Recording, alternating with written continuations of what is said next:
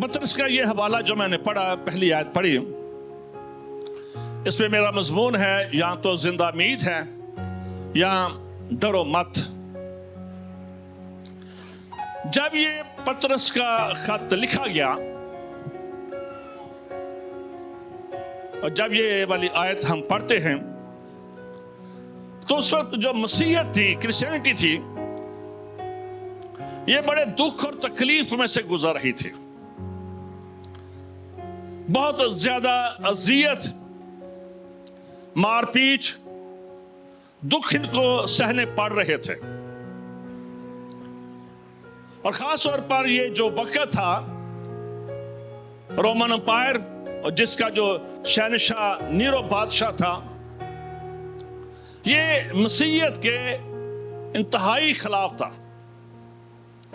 बिलखसूस 3 ऐसे बादशाह थे कि जो मसीहत के बड़े ही खिलाफ थे, और सबसे ज्यादा उन्होंने जितना भी हो सका मसीहत को उन्होंने दुख दिया, तकलीफ दी, और उनमें से नीरो बादशाह भी शामिल था।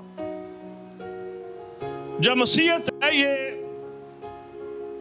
रोमन एम्पायर ही के दौर में परवान भी चली, और उन्हीं के पीरियड में इससे बहुत सारे दुखों और मुसीबतों से भी गुजरना पड़ा। खास तौर पर जो नीरो बादशाह था, मुगल बादशाहों की तरह इसे भी इमारतें बनाने का बड़ा शौक था, नई नई बिल्डिंग तमीर करना। और ये अब रोम को नया बनाना चाहता था, और इसलिए इसने फिर शरारत यह की कि इसने उसे आग लगा दी। और फिर जब आग लगा दी तो उसका जो इल्जाम था ये उसने मसीही लोगों पर लगा दिया कि इन्होंने आग लगाई है, और जिसकी वजह से उन्हें फिर बहाना मिला और उन्होंने मसीहत के साथ बड़ा ही जुल्म किया। और इतना जुल्म किया कि रात को लाइट करने के लिए इन्हें खंभों के साथ बांध दिया जाता, इन पर मोम लगा दिया जाता, आग लगा दी जाती, और इस तरह ये जलते रहते थे। जंगली दरिंदों के आगे डाला जाता, हामला औरतों को डाला जाता, मसीहों को डाला जाता, गरम गरम जो लोहे के कड़ा होते थे उनमें डाला जाता। जो कुछ भी ये कर सकते थे, इन्होंने इंतहाई दुख दिया। ये यीशु मसीह के आसमान पर ठाए जाने के थोड़ी देर के बाद के ये वाकयात है। और फिर इतनी तकलीफ हुई कि जो काफी मसीही थे ये तितर बितर हो गए, ये बिखर गए, ये परागंदा हो गए, दाएं बाएं हो गए। और ज़ाहिर है उनके बीच में ये परेशानी भी आ गई, ये मसाइल भी आ गए, और कई बार नाउमीदी भी आ जाती है। बंदा हिम्मत हार जाता है जब मुश्किलात बढ़ जाती हैं, मुसीबतें बढ़ जाती हैं, परसिक्यूशन बढ़ जाती है, तो इंसान बाज़-औक़ात हिम्मत हार जाता है। और फिर उस वक्त खुदा के बंदा पतरस ने उनकी हिम्मत बंधाने के लिए ये खत लिखा, उनको हौसला दिया, उनको अप्रिशिएट किया, और उन्होंने कहा कि तुमने अपने ईमान को खोना नहीं है, अपने ईमान को कायम रखना है। आज भी मैं ये समझता हूं, आज के दौर में भी, अभी इसी हफ्ते में 8 मसीह बच्चों को भी जहर दिया गया, जिनमें से 3-4 मार गए, शायद 3-4 पता नहीं बच गए हैं। तो persecution in the different way है। इन हालात में जो ईश्वर का पैगाम है ये तसल्ली का पैगाम है, ये हौसले का पैगाम है। और पैगाम ये है कि हमने हर तरह की सिचुएशन में अपने ईमान को महफूज रखना है।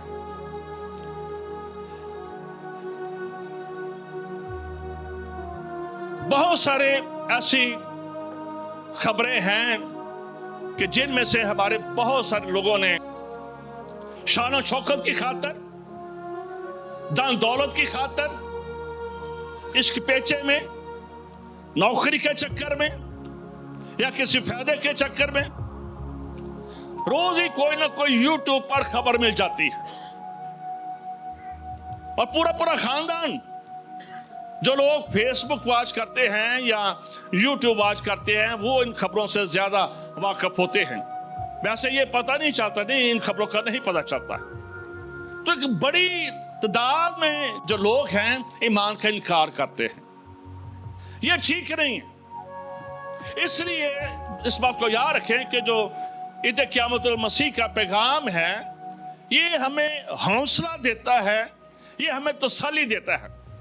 और ये पतरस का भी जो खत है, ये हमें हौसला और तसल्ली देता है कि हमने दुख बर्दाश्त कर लेने हैं, हमने तकलीफें बर्दाश्त कर लेनी है, हमने तलवार बर्दाश्त कर लेनी है, लेकिन अपने यीशु मसीह का इनकार नहीं करना है। हमने यीशु के लिए जिंदा रहना है। ये हमारी, आप कह लें कि कमिटमेंट अपने खुदावंद मसीह के साथ होनी चाहिए। हम ये कहते हैं कंधों पे सलीबे हो, अंजील हो हाथों में, तो ये सलीबे हमने उठानी है मेरे अजीजों। इस बात को याद रखें, आने वाले वक्तों में हालात इससे भी टाइट हो सकते हैं, प्रॉब्लम बढ़ सकती है, मीडिया के जरिए प्रॉब्लम बढ़ सकती है, लेकिन इन हालात में मैं अपने बेटों से, अपनी बेटियों से दरखास्त करूंगा कि किसी भी डायरेक्शन में आकर आपने अपने मसीही ईमान का इनकार नहीं करना है। ये पैगाम है यही कि हमारे लिए कि डरो मत। इस बात को याद रखें कि जब यीशु मसीह को मसलूब किया गया और जब फिर यीशु मसीह को दफन किया गया, तो जितने यीशु मसीह के शागिर्द थे, जिसके यीशु मसीह के दोस्त थे, और जितने उस ग्रुप में औरतें शामिल थी, जब यीशु को मसलूब कर दिया गया और दफन कर दिया गया, तो बेसिकली ये सारे हिम्मत हार बैठे थे, ये दिल छोड़ गए थे। इन्होंने शायद बहुत कुछ सोच रखा था, लेकिन जब इन्होंने यीशु मसीह को देखा कि किस तरह से मारा गया, कैसे उसे दफन किया गया, इनकी भी रूहानियत यीशु के साथ ही मसलूब हो गई थी। और यहां तक कि ये अपने कामों पर वापस भी चले गए थे। इनमें बाद फिर से उन्होंने अपने मछलियां पकड़ना शुरू कर दी थी। कई बार यीशु ने अपने शागिर्दों से ये बातें की कि मैं जी उठूंगा, मसलूब किया जाऊंगा, लेकिन शायद वो भी हमारी तरह ऊपर से गुजार देते थे। जब यीशु मसीह पर ये सारी चीजें आई, तो फिर ये सारे नाउम्मीद हो चुके थे। और जब उस मसीह की कब्र पर जब ये पहरे लगाए गए, जब यहूदी लीडरशिप ने रोमन अंपायर से कहकर और जब फिर उसके पर स्टैम्प कर दी गई, एक बड़ा पत्थर लगा दिया गया, तो फिर इनकी उम्मीदें और ही ज्यादा दम तोड़ गई कि अब कुछ नहीं हो सकता, क्योंकि दुनिया की बड़ी ताकत, सुपर पावर ने यह सारा कुछ ला कर दिया है।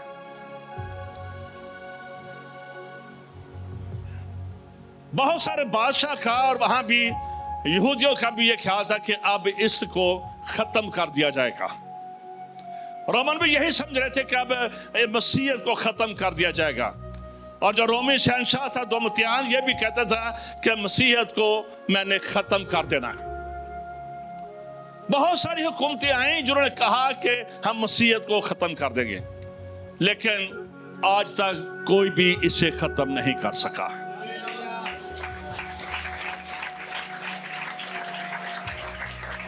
क्योंकि ये जिंदगी है और इसमें जिंदगी की बातें।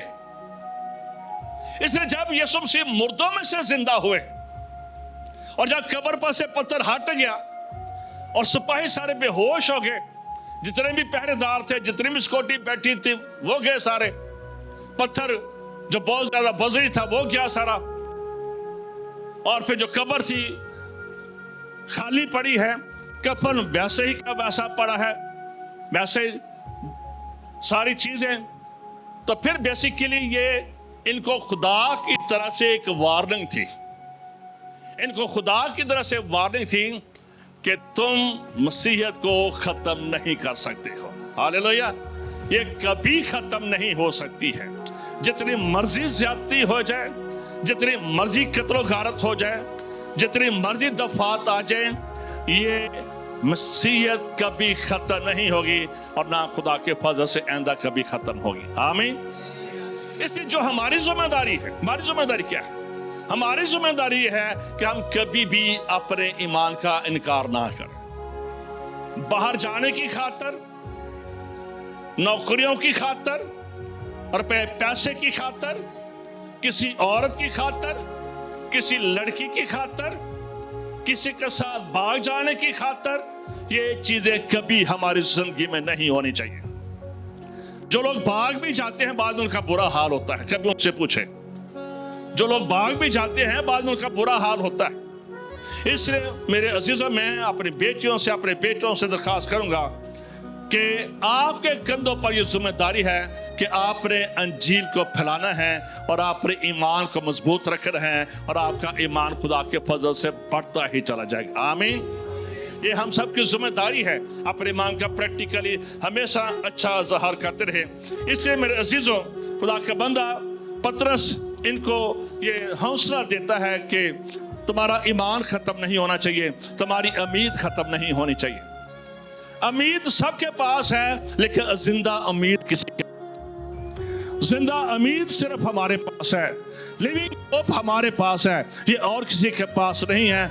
इसलिए हमेशा हमने अपने करैक्टर के वसीला से, इस बात को याद रखें, हम हर बंदे को कलाम नहीं सुना सकते हैं, but with our character, good behaviour, हम यीशु और यीशु की सलीब को पेश कर सकते हैं।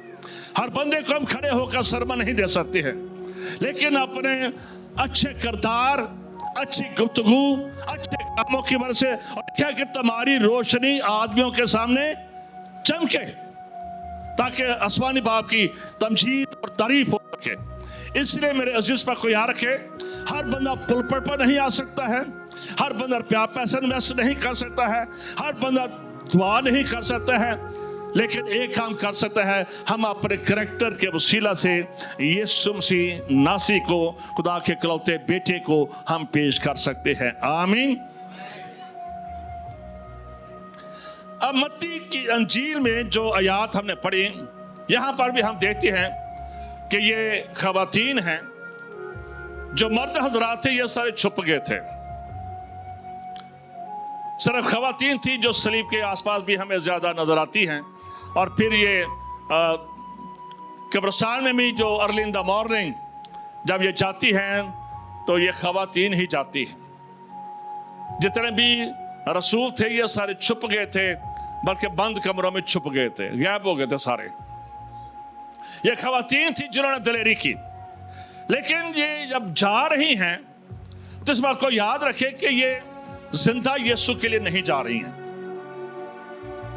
चूंकि जुम्मे वाले दिन यीशु मसीह की डेथ हुई है और उसके बाद सबत शाम को शुरू हो जाना था, इससे शायद बहुत सारी चीजें जल्दी जल्दी में की गई, जल्दी जल्दी यीशु मसीह को दफनाया गया। और शायद इन औरतों की तमन्ना थी कि हम उसकी बॉडी पर कुछ शबू लगाएंगे, मसाला जात लगाएंगे। यहूदी दस्तूर में ऐसा होता था कि जो डेड बॉडी होती थी उसमें पट्टियां लपेटी जाती थी, जैसे आजकल प्लस्तर हुंदा टांगों पर या बाजू पर, तो इसी तरह उस वक्त फिर उसके बीच में खुशबू रख दी जाती थी।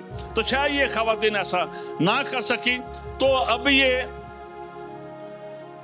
जैसे ये आई हैं कब्र पर, तो इसी पर्पस के लिए आई हैं। ये जिंदा यीशु के लिए नहीं आई थी, ये बुनियादी तौर पर मुर्दा यीशु के लिए आई थी और उसको खुशबू लगाने आई थी। ये जिंदा यीशु के दीदार के लिए नहीं आई थी। लेकिन हम देखते हैं कि कम से कम मरियम मगदलीनी को ये दीदार हासिल हो गया और इनके ज़हन में बड़े सारे क्वेश्चन थे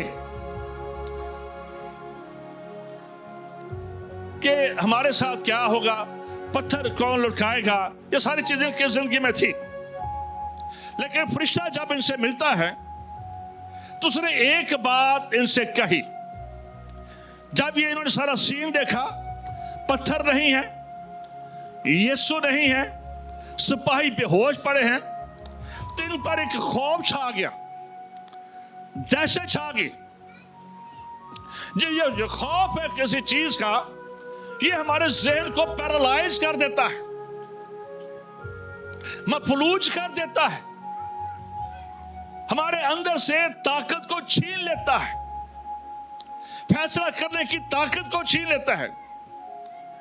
फियर हमारे अंदर डर पैदा कर देता है।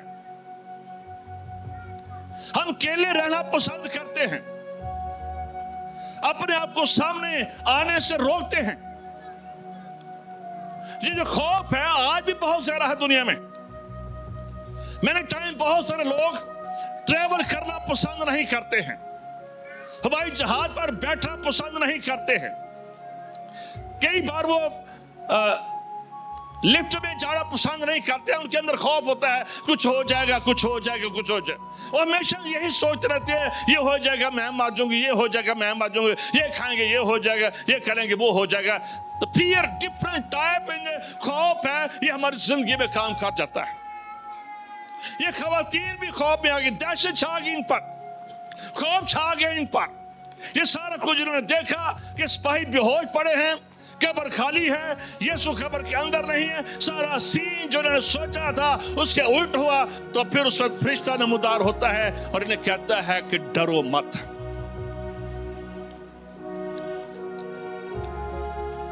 इन औरतों से भी कहा गया तूने खौफ डरना नहीं है। बस कई बार हमारी जिंदगी में डर होते हैं, शादी होगी नहीं होगी, बच्चे होंगे नहीं होंगे, नौकरी मिलेगी पूरा होगा, खर्चे पूरे होंगे नहीं। मैनी टाइम ऑफ फियर जो हमें हर वक्त वीक करते हैं, हमारे ज़हन को पैरालाइज करते हैं। इस तरह का पैगाम ही हौसला मंदी का है और सलामती का पैगाम। यीशु मसीह इस बात को याद रखें कि ये फरिश्ते जो हैं इन औरतों को पैगाम दे रहे हैं, डरना नहीं है। जब भी कोई आसमान से बड़ा पैगाम आया है वो फरिश्ते ही लेकर आए हैं। जब हम शमशून की मां के पास देखते हैं तो फरिश्ता आता है, जकरिया के पास फरिश्ता आता है, मुकद्दसा मरियम के पास फरिश्ता आता है, और भी कई जगहों पर ऐसे हैं कि जब वो खुदा की तरफ से बड़ा पैगाम लेकर आते, अहम पैगाम लेकर आते हैं। ये बड़ा अहम पैगाम था कि डरना नहीं है तुमने। ये मसीहत को रोमी हुकूमत, ये यहूदी, ये सरदार कहें, ये फकीह और फरीसी, ये खत्म नहीं कर सकते हैं,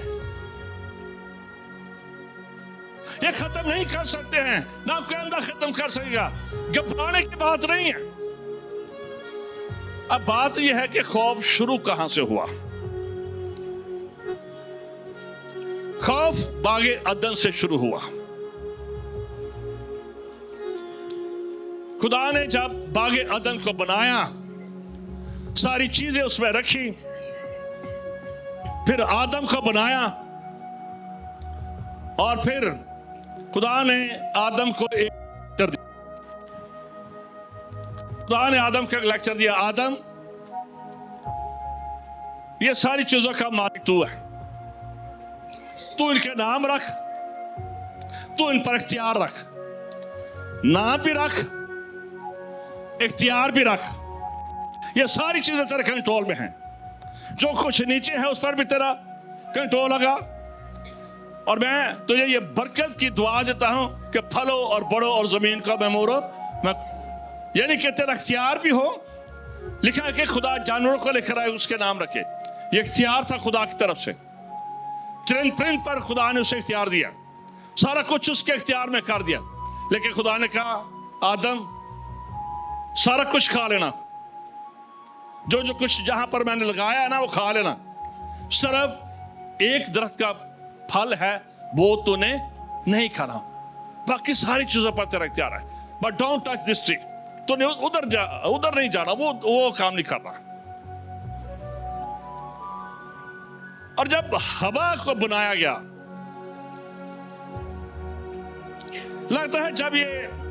लगता है मैं अपनी बात कर रहा हूं कि जब ये बातें हो रही थी, खुदा आदम को कह रहा था, तो हवा शायद उस वक्त नहीं थी।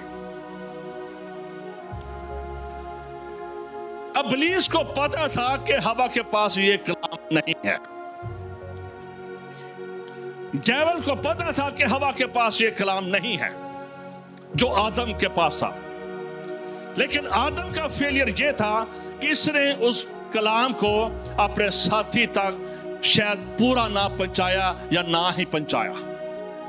पूरा ना पहुंचाया या नाम पंचाया कि खुदा ने कहा था ये भी तुम्हारा है, ये भी तुम्हारा है, ये भी तुम्हारा है। 99 चीजें हमारी हैं, सिर्फ 1% हमारी नहीं है। शायद वो सारी चीजें बताना भूल गया। इसलिए इब्लीस जब आता है तो किसके पास आया था? आदम के पास नहीं था आया, क्योंकि आदम के पास कलाम था।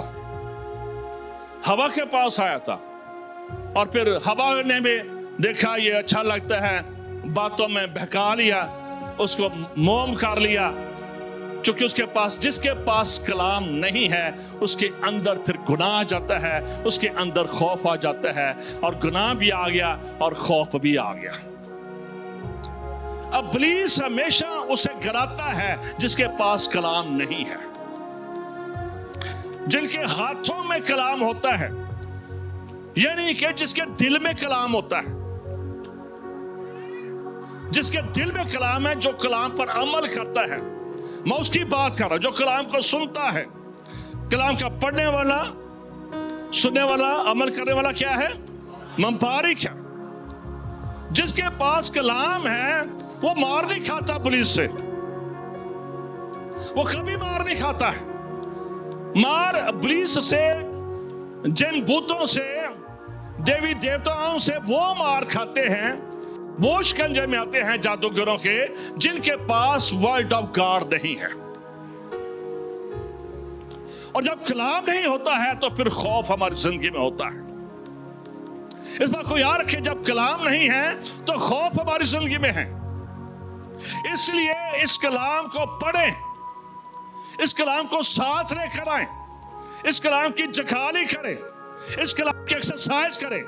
और खुदा के कलाम में, यूहन्ना की इंजील में लिखा है, इब्तिदा में कलाम खुदा के, और कलाम, और यही इब्तिदा में, और कलाम फजल और सच्चाई से ममूर होकर हमारे दरमियान रहा, और हमने उसका ऐसा जला देखा जैसे बाप के इकलौते का जला, और वो कलाम यीशु मसीह है।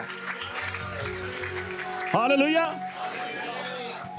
जिसके पास यीशु है उसे फियर नहीं है, उसे डर नहीं है, उसके पास लानत नहीं है, उसके ऊपर जादूगर कोई कुछ कर नहीं सकते हैं, उसको गिरा नहीं सकते हैं, क्योंकि यह कलाम आपको संभालता है, यह कलाम आपकी जिंदगी बदलता है, यह कलाम आपके लिए मौजूद लेकर आता है, और यह कलाम आपको आगे ले जाता है। आमीन। इसलिए इब्लीस ने गुनाह पैदा करना था, उसने पैदा करने के आदमी के सबब से गुनाह आया, और गुनाह के सबब से मौत आई, और यूं मौत सब आदमियों में। इसलिए कई बार जब हम गुनाह में होते हैं तो हमारी जिंदगी में किसी न किसी जगह पर फियर काम करता है, खौफ काम करता है। एक बात को याद रखें, या तो हमारी जिंदगी में ईमान होगा या हमारी जिंदगी के अंदर खौफ होगा। दोनों चीजें इकट्ठी मूव नहीं करती है, एक ही चीज है। जो डेविल है, इब्लीस, ये हमारे ईमान पर डाका मारता है, ये हमारे ईमान पर डाका मारता है। जब ये ईमान पर डाका मारता है और जब ये हमारे ईमान को चरा लेता है तो फिर सारी चीजें चरा लेता है। हमारा खानदान चरा लेता है, हमारे बच्चे चरा लेता है, हमारा रुपया पैसा चरा लेता है, हमारी रूहानियत चरा लेता है। जब एक डाके में कामयाब हो जाता है फिर बाकी सारी चीजें इब्लीस हमसे लूट लेता है। इसलिए कभी भी उसको जगह नहीं देनी चाहिए। इसलिए ईस्टर का पैगाम हमें यह तसल्ली देता है, घबराना नहीं है, दूसरे घबराना नहीं है, मैं तेरे नाल हां। हालेलुया। कई बार हम घबरा जाते हैं, और जब घबरा जाते हैं, परेशान हो जाते हैं, इब्लीस को मौका मिल जाता है फिर हमें गिराने का, क्योंकि हमारी बॉडी वही चीजें रिसीव करती है। इसलिए हमेशा हमने दलेरी पकड़नी है। लिखा है, बुज़दिल खुदा की बादशाहत में दाखिल है। मुकाशा किताब में लिखा है, ये काम करने वाले जादूगर, हरामकार, और भी पूरी लिस्ट है ये खुदा की बादशाही में, और उनमें से बुज़दिल भी हैं। जो बुज़दिल हैं वो भी खुदा की बादशाही में दाखिल ना होंगे। और इस बात को याद रखें कि यीशु के खून में दलेरी थी, इसलिए वो दलेरी से सलीब पर गए, सारे दुख सहे और दुख सह कर भी कहा बाप इनको माफ कर देना, ये नहीं जानते कि क्या करते हैं। वही खून जब हम में आ जाता है तो हमें भी दलेरी होनी चाहिए। हालेलुया। यीशु का खून जब हम में आ जाता है तो वही बरकत हमारी जिंदगी में भी आ जानी चाहिए। हमें भी दलेर होना चाहिए और हमें बुज़दिल नहीं होना चाहिए। अपने ईमान का सौदा नहीं कर रहा। फिर से कह रहा, ईमान का सौदा नौकरी की खातर, इश्क पेचे की खातर कभी ना करें, कभी ना करें। दुख साले, तकलीफ साले, शोर की खातर, मोबाइल की खातर कभी अपने आप को मत बेचे, कभी अपने आप को मत बेचे, अपने ईमान को मत बेचे। खुदा का बंदा पौलुस रसूल जब उसके रुखसत होने का टाइम आया तो तीमुथियुस को जब वो खत लिखता है तो एक बात बयान करता है, मैंने अपने ईमान को महफूज रखा। मरने को है, कुछ करने को है, उसका लंगर उठाए जाने को है, तो एक बात बयान करता है, मैंने अपने ईमान को मजबूत रखा। कभी अपने ईमान का सौदा ना करें। यहां पर यही हम देखते हैं, फरिश्ते भी सलाम का पैगाम दे रहे हैं और पतरस भी उस कलीसिया को जो दुखों तकलीफों में से गुजर रही है उनको यही बता रहा है कि तुमने ऐसे रहना है। और मेरे अजीज को याद रखें, हमेशा हमने इस पर फतह पानी। और अगर आखिर में जाएं, मुकाशा की किताब में जाएं, तो वहां पर भी हम देखते हैं कि यूहन्ना के साथ जब यीशु मसीह ज़ाहिर होते हैं, अब वो भी मुश्किलात में गिरा हुआ था, इर्द गिर्द लोग मर रहे थे, पानी था, मौत थी, बड़ा कुछ चल रहा था, तो उस पर भी यीशु ज़ाहिर हुए। और वहां पर लिखा है मुकाशा 1:17-18 में, खौफ ना कर, मैं अव्वल और आखिर हूं। यूहन्ना पर जब यीशु ज़ाहिर हुए तो उन्हें कहा कि खौफ ना कर, क्योंकि ये जो रोमन अंपायर थी इनका ये ख्याल था हम अव्वल और आखिर हैं। इनका ये ख्याल था कि हम अव्वल और आखिर हैं।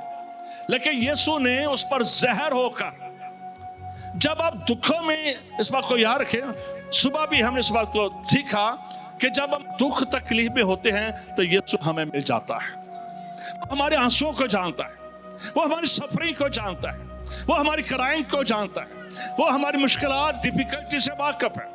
यूहन्ना भी मुश्किल में है, पतमस के जजीरे में है और इर्द गिर्द मौत ही मौत है, पानी ही पानी है। तो इसलिए यीशु मसीह इस पर भी सार हुए। और चूंकि रोमन अंपायर ये समझती कि हम ही हैं, हमेशा हमारी हुकूमत रहेगी। शायद ब्रिटिश भी कभी सोचते थे कि हमारा सूरज कभी नहीं डूबेगा, लेकिन हमारी हयाती ही में हम देखते हैं कि उनका सूरज भी डूब गया, बाकी जितने हैं ना उसे डूब गया, यूके के अंदर ही डूब गया।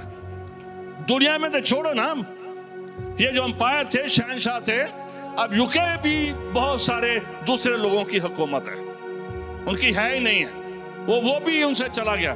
दुनिया में तो वैसे ही डूब गया, वहां पर जो लोकल था वो भी डूब गया।